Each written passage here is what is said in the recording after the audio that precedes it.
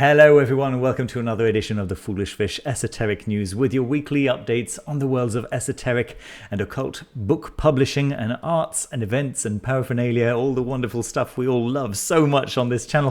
Folks, we are sponsored by Miskatonicbooks.com, and Miskatonicbooks.com, I just want to extend my deep gratitude to you for sponsoring the show and for keeping the show running for so long. And I think that a lot of people really appreciate knowing what's coming out, knowing what wonderful new books are being published by small esoteric publishers. And if you are a fan of this kind of stuff, folks, and I guess that if you're watching this video, you probably are, you really should go ahead and check out Miskatonicbooks.com if you haven't done so already. And even if you have done so already, go and check them out again every single week. They've got some new stuff on their front page, and I'm just looking at all this wonderful, nice stuff that they've got every single week. It's an absolute pleasure for me to to browse this front page just to see what wonders they have in store for us. And of course, it's not just the very recent stuff that they have. They also have books that have been out of print for a very long time. This is a first edition, oh no, it's a second edition, excuse me, of The Faceless God. But for example, The Green Mysteries, I mean, absolutely impossible to find in most places, but Miskatonic Books have got a copy for you right here, as well as, of course, all of Mark Allen Smith's sabbatic works, right? Very, very cool stuff. And last week I showed you Flower Ross Magic as Ontological Deconstruction. All this brilliant, brilliant stuff. Folks, it's all on miskatonicbooks.com, so go and check them out for sure. All right, let's start the week, folks. This week's news with news from Simon Dider from Hadean Press. We've been waiting for this for so long, and it is finally available for pre-orders. The Wandering School of Secrets, a prospectus. So what is this, folks? So it's a manual and syllabus of sorcery for developing proficiency in magic for daily life, aimed at the itinerant magician. Without eschewing discipline, the author emphasizes learning magic through immersion by doing magic. Fancy that, right? I mean, it's so surprising to me that this is such a rare thing. Yes, absolutely, Simon. This is so good. This is magical growth, stripped down to it the essentials, a journey through the heteropraxy of sorcery as a subversive and secretive lifestyle that benefits the practitioner and those they choose to help. Yes, drawing on a wide range of sources from ancient Greek myth and magic, Welsh folklore, the grimoire tradition, Shinto, and many others, the core principles and essential practices are covered in a lucid and effective manner, dealing with spirits, the ancestors, nature spirits, using planetary magic, herb lore, magical language and music, astrology, and effective timing are all explored as core components of developing your personal practice of sorcery. This book is an inspirational work which lays the groundwork in front of the reader in an incredibly accessible form, setting their feet on the road less traveled and giving pointers to all the necessary tools. Folks, I think that there's some good potential here. I think that looking at the titles over here of the various chapters, I think this could be a really influential work. Fingers crossed. All right, nice one, Simon, and nice one, Hadean Press, for making it available to us all. Good. All right, let's see. We've also got news from Atramentus Press. Now, I talked about To Glimpse a Hollow Hill by Daniel, what's his name? Daniel Yates. Of course, Daniel Yates. I'm sorry, Daniel. Okay, just the one time I would have needed to see a slightly clearer picture there. Yeah, To Glimpse a Hollow Hill is available in its original format. All of the nice formats are all sold out, but they are available those people who purchased them, and we can see some pictures of them, and we can see how utterly gorgeous they are. Both of them, right? So let's see the deluxe edition over here, presumably, and the Seer edition, presumably over here as well. I think that Atramentus Press's nice editions are always such a joy to see. So these unfortunately are hold on, unavailable. I had hope there for a second, but the standard edition is still available if you're interested in picking up to glimpse a hollow hill, which is of course based on Robert Robert Kirk, The Secret Commonwealth, which is about fairies, right?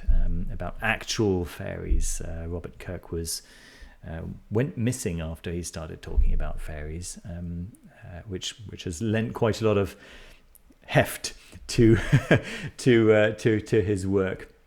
There we go. Then we've got Be Banished, Prince of Darkness by Corinne Boyer. So this is by Three Hands Press. And yes, traditionally I've held back from talking about works by Three Hands Press that haven't been published yet, that aren't available yet, but this is available. And let's see, it's the use of sacred herbs for driving away evil spirits. Which is as old as the written record and common to pre-Christian religions in Europe. Cleansing and cathartic plants formed the basis of sophisticated anti-demonic practices well into the period of European Christendom. Satan as a figure of corruption and malice belongs squarely within the Christian pantheon, and priests were empowered to exorcise him, sometimes using plants as weapons of spiritual warfare. In the early modern era, such plants and practices as belonged to the layperson as practices of folk magic, herbs to banish the devil and his servants. The present text gathers together a potent European pharmacopoeia of anti-diabolic herbs and is complemented by 12 original illustrations by Johnny Decker Miller. So that's actually available right now. Let's see if the deluxe edition is still available. Yes, it seems like it is. So that's very, very cool indeed. So yes, so this is actually already published, and Three Hands Press, yes, they've had some problems with some of their pre-orders in the past. I guess some of those problems are still ongoing. But once a book is published by Three Hands Press, you know that it's going to be amazing content, amazing quality, amazing presentation, just everything top notch. So, of course, I'm going to continue talking about Three Hands Press.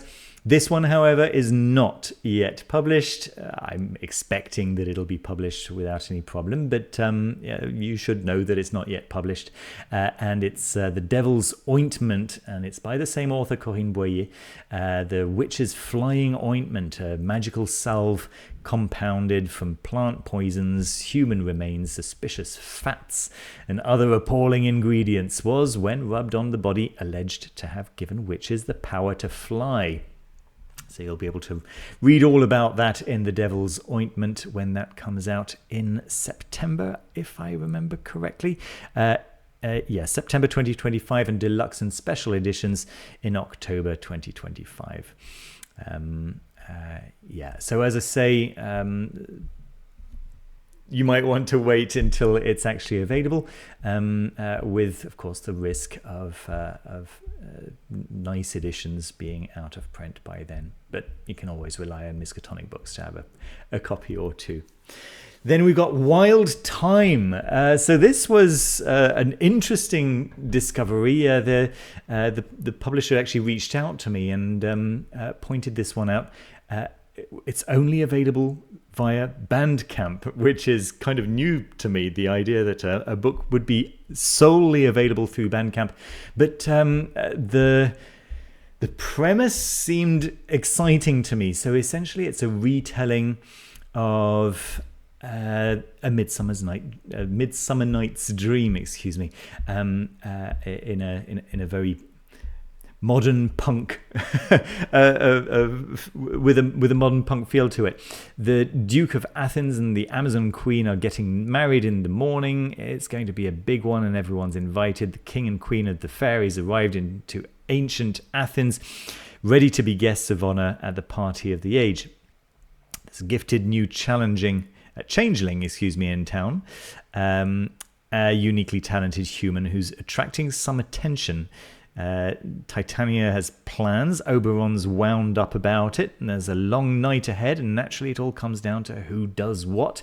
The planets have their own ideas, and elsewhere, deep within the forest, we see a leather-working and part-time male stripper rehearsing a play that's ahead of its time. This, A Midsummer Night's Dream, as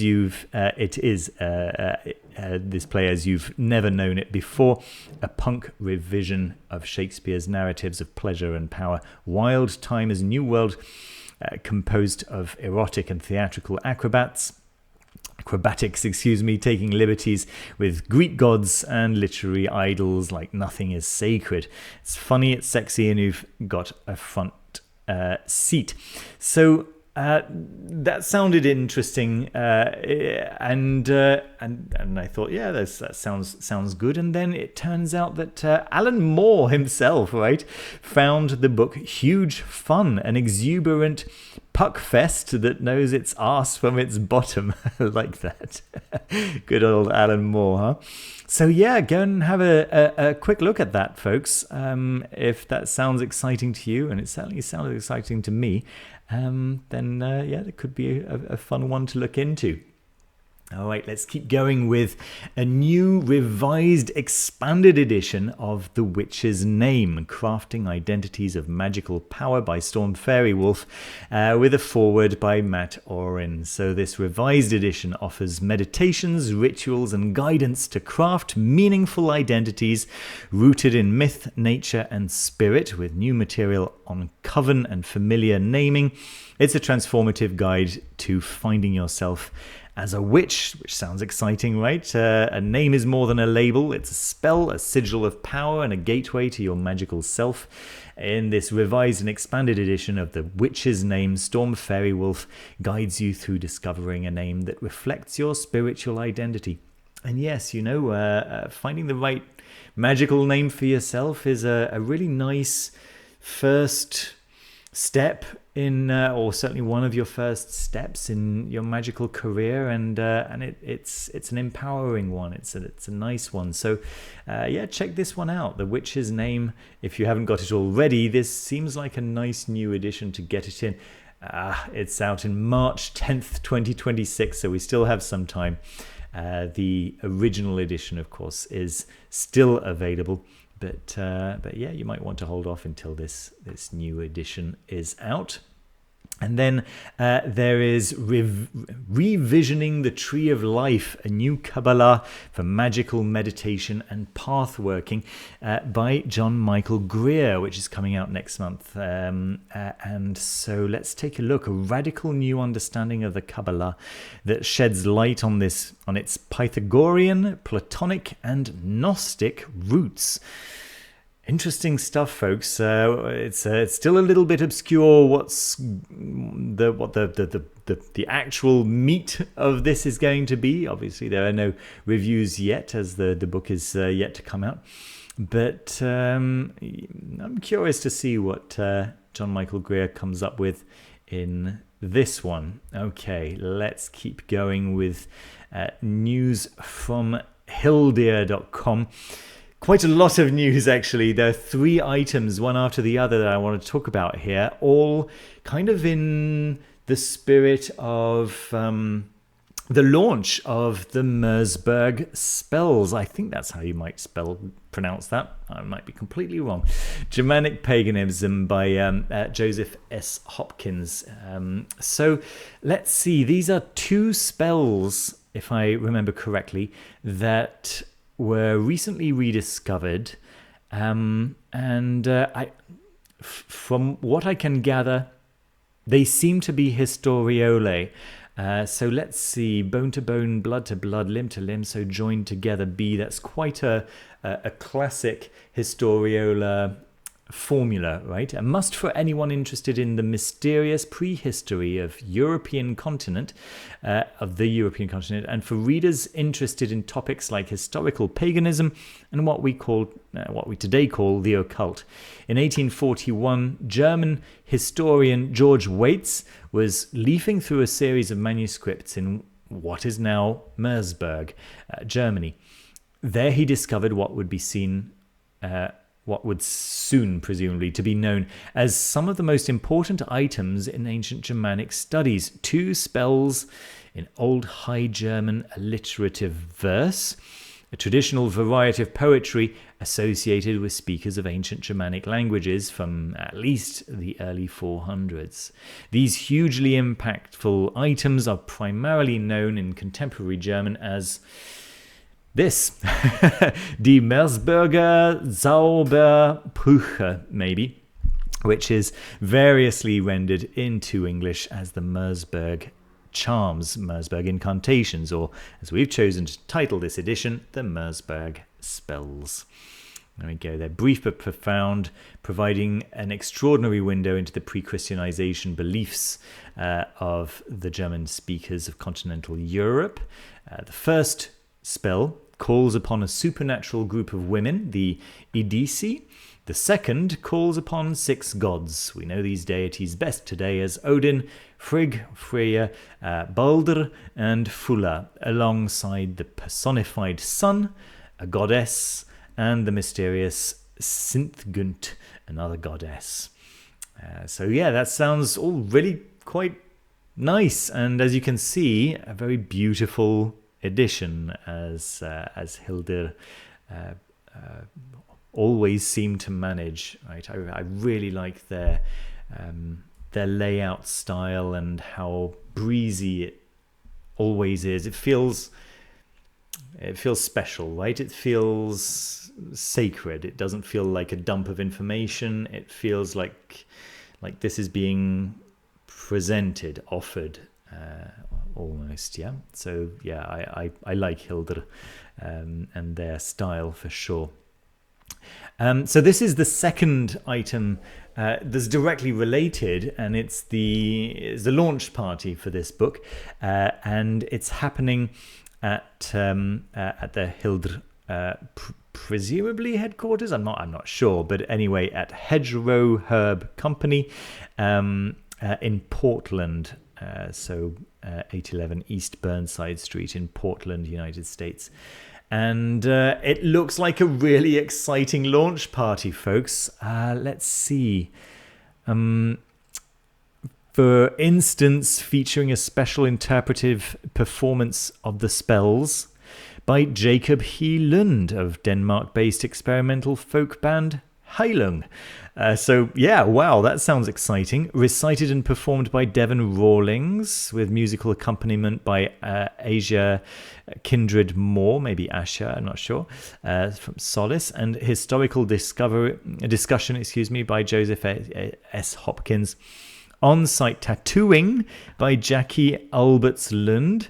Yeah, it just sounds like an amazing time. So and tickets are like $20. So it sounds like if you're in Portland or close to Portland, it seems like like potentially a fun event to attend, right? Maybe. Okay, and then finally, they're also. So this is still being run by the same people under the same kind of umbrella. They're launching the Merseburg Echoes, and this is essentially a database of spells, mostly historiola from what I've seen, in these various languages. Yesterday there was only English and Swedish. Today some Danish spells have been added as well. These are not, translated like the same spells in Danish and then translated into English and then, whatever the original language might be. No, they are Danish spells with an English translation, English spells, and then Swedish spells with an English translation, and they're kind of fascinating. The English ones certainly are in Old English, so actually, maybe surprisingly, maybe not surprisingly, they are the most difficult to understand. But you'll work it out, if you really want to. But the other ones over here, if I open the Swedish version, for example, you'll be able to see the original Swedish spell and then the English translation in modern English. Maybe they should provide English translations of the Old English as well. I don't know. Anyway, so there is one Kickstarter that I want to show you this week, folks. Again, I found a couple, all artificial intelligence. This one is original art and it's beautiful. I am delighted to be able to show you this one. It's a Mexican oracle journey honoring Mesoamerican goddesses and the wisdom of indigenous women. It's the Cihuatlan Oracle. I hope that I have not butchered that name. Really, really beautiful. Check this out. There we are. I saw this and I was like, yeah, that is good. That is really nice. Of course, it looks absolutely like you would be able to use this oracle deck for intuitive work, but my guess is that you'll learn a lot from reading the accompanying booklet, right? Yeah, just really, really beautiful stuff, and just quite an underrepresented tradition in the English language. So delighted to see this this Kickstarter. I think it's very, very cool indeed. There we are. Great stuff. Okay, let's move on to a couple of conferences. Folks, we've got the Salem WitchFest coming up very soon. I think it's like next week, isn't it? Like super, super soon. And the lineup is so exciting. So exciting. Like, I was looking at the titles of some of the talks happening there. I was like, oh, I wish I could go. And there are so many wonderful speakers. It's just so much fun. And of course, you can go there yourself or you can attend online. And you can get tickets for the whole thing, or you can get tickets just for one day.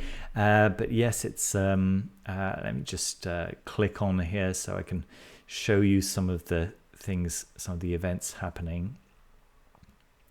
Welcome dinner. And yeah, let's check out what's happening on the Thursday. Just on the Thursday 21st, right? A gallows man is on your trail, sending the dead to the front lines, with Megan Saint-Pierre shedding skins, queerness, shapes shifting, and spirit journeys in the Norse tradition with Emily Ivthia and El Lycan. The hallowed stains, natural inks and dyes from the magical scribe, reclaiming heathenry, how it was weaponized by white supremacists and how modern heathens fight back. Curse and Catharsis, a ritual inspired by Romani resistance, Justified, a brief history and practical guide towards justice magic, Green Path, releasing the bound god Loki, 30 years in the sporting life, Antilux, Night of Immersive Ritual, Sigils, magical resistance, seeking sovereignty. Just a lot of very cool sounding classes, right? I shall eat away your tears, working with La Malinche for turning, reversal, and protection. There was one that I really thought sounded cool about like the mean aspects of Mary of all people. That was kind of wild. I don't know if I'm going to be able to find it, but anyway, I probably scrolled past it. Sorry about that. I kind of zoned out there for a bit, but yeah, as you can see, a lot of very exciting titles, and I'm sure that many of you attending cannot wait. Then we've got Dr. Alexander Cummins, who I believe is actually going to be presenting at the Salem WitchFest. He's got a new class bundle, actually, of classes, if I understand correctly, on wands. Treasures of the Sorcerers Wands class bundle, a one-off self-contained class bundle examining wands, rods, scepters, and other magic staffs in mythology, religion, history, and sorcery, from their constructions and consecrations to their magical implementations and meanings. This class bundle consists of a 2-hour illustrated lecture recording, accompanying side deck, and a bibliography of further study. So that's always exciting stuff, folks. If you've seen any of Dr. Alexander Cummins' stuff, you'll know what high quality this is likely to be. I'll let you read the whole blurb in your own time. Links down below as with everything here. What else? Practical Occult. Folks, you probably know the Practical Occult already.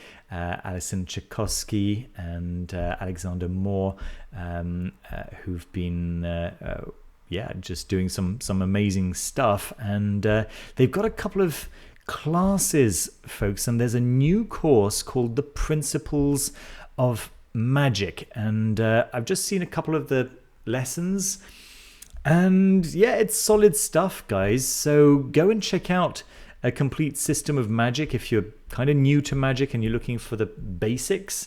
This is this will give you that, so that's really nice. A good foundation is crucial in every endeavor. Without such a thing, one will always find difficulties later on. While these can sometimes be fixed through effort, trial and error, and exhaustive experimentation, it's ideal for everything needed to be compiled in one place. So let's see. This course includes lessons on single-pointed focus. Of course, this is the part one of any course, right? Meditation, as I say every time. Methods of working with 12 different types of energy to achieve active change in the world. A time-tested method for creating, maintaining, and engineering servitor spirits. Techniques of out-of-body projection, from merely sending the mind to building an effective body of light for full astral projection, and much more. Enhancing one's psychic perceptions to engage with an entire world of spirits. The creation of a true astral temple and mind palace and its effective uses. Metaphysical power generation techniques such as Tummo and the microcosmic orbit. The enchantment of rooms, items, or even people. Lucid dreaming. An entire system of working with elemental beings and exploring their various realms, gaining and housing familiar spirits, scrying, and becoming a true co-creator of reality via skills like vaulting. Yeah, I mean, that's a really nice introduction to magic. I think you can probably agree. And all of that is found in the Principles of Magic course on practicaloccult.com. Okay. Couple of games. Like, I usually have one game at most, but 2 games really caught my attention this week, and the first is this: Abyss Echo, The Forbidden Rite, Unseal a Cursed Cthulhu package from 1925, Real Relics, a story journal, and a Lovecraftian horror board game await you. How could I not present this to you guys? Do be aware, however, that the pledges here are not in price order. The first one offered here is for $199, but it's an all-in. And actually, if you want just the core box, you have to scroll right the way down. Then you got the digital edition, printable PDFs ready to download, play, and reprint as often as you like. Sounds good, potentially. Then there's the core box, and I think this is probably the one that most people are going to be looking for. Your full descent into Abyss Echo starts here. 4 complete chapters, all physical props, and every tool you need to play from prologue to final ending. So that's $98. It's not inexpensive. But check it out. It's an immersive narrative experience, it would appear, and all you need is to just open the book. The world will do the rest. That sounds good, doesn't it? People who don't particularly enjoy reading rules, I think the draw of being told what to do step by step as you experience whatever it is that this experience is, sounds quite cool. Play solo or summon others to the ritual, designed for both lone seekers and collectors. That sounds good. 6 storybooks, 550 pages of descent. Take as deep a dive as you dare. A fully immersive Lovecraftian narrative. It sounds nice, right? And it looks like it's been carefully put together. It's certainly doing very well in terms of sales. But yeah, take a look over here, guys. I think this could potentially be interesting for many people who like an immersive narrative experience. There we go. Oh, look at that. Scratch off areas. Are you kidding me? Yes, please. And then, yeah, it looks like you're really taking part in the narrative. That looks very, very cool to me. Okay. All right. So, yeah, have a look through that. And then the next board game. Oh, no, that's not what I wanted. Hold on. Let me just... oh my goodness, what's happened? Couple of seconds.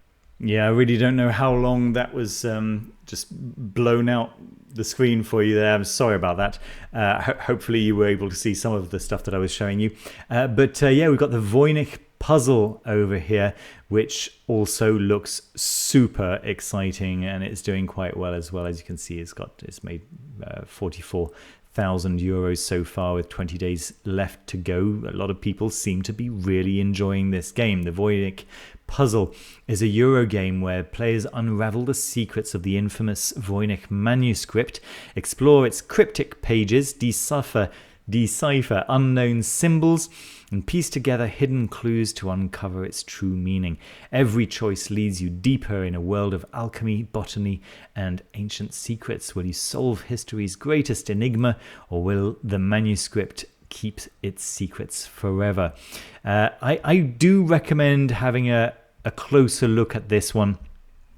If you like Euro games anyway, this is definitely, it should be on your watch list.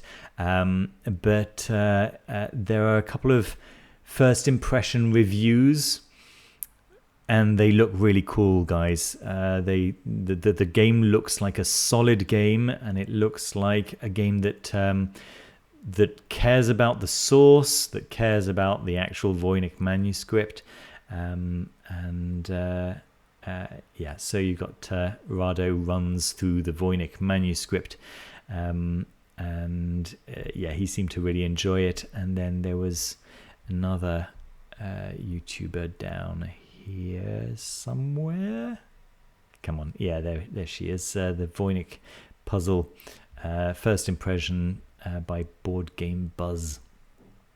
So yeah, go and check all of that out if you like the Voynich manuscript in general, and if you like board gaming. This is a perfect combination. There we go, folks. That's it from me. Thank you ever so much for watching. Don't forget to hit the thumbs up, the like button. Don't forget to subscribe if you haven't subscribed already. If you'd like to have a one-to-one conversation with me, I have all the links to be able to do that in the pinned comment and in the description of the video. And yeah, if you'd like to support the channel in a more direct way, then the Patreon is really the best way to do that. And every Patreon supporter gets access to the Foolish Fish Discord, where you have access to 300 different channels for various aspects of magic. And of course, it's filled with viewers of the Foolish Fish Esoteric and Occult channels. So you're among like-minded people who are all interested in the same kind of stuff and who are there to answer your questions and who might ask some questions that you might have an answer for. So yeah, it's really fun time over there. Just a big thank you to every member who's been supporting the channel, whether it's been for years and years or if you just joined. Just big thank you to you all for keeping me alive. It's nice, you know, being alive and being able to do this, to bring you this stuff every week in, week out. You may have noticed that I've started doing shorts, and I'm gonna try and do a short every day. So far it's been 3 days. Okay, so early days yet, right? But my goal is to make a short every day, maybe for a week, maybe for a month, maybe for a year, maybe for 20 years. But at the moment, I'm really enjoying making those little shorts. So if you haven't seen any of those yet, check them out. They're a little bit of fun. And that's gonna be about it from me. Yeah, thanks for watching, folks. Do take care of yourselves. Take care of each other. I'll see you very soon with another one. Take care. Bye-bye.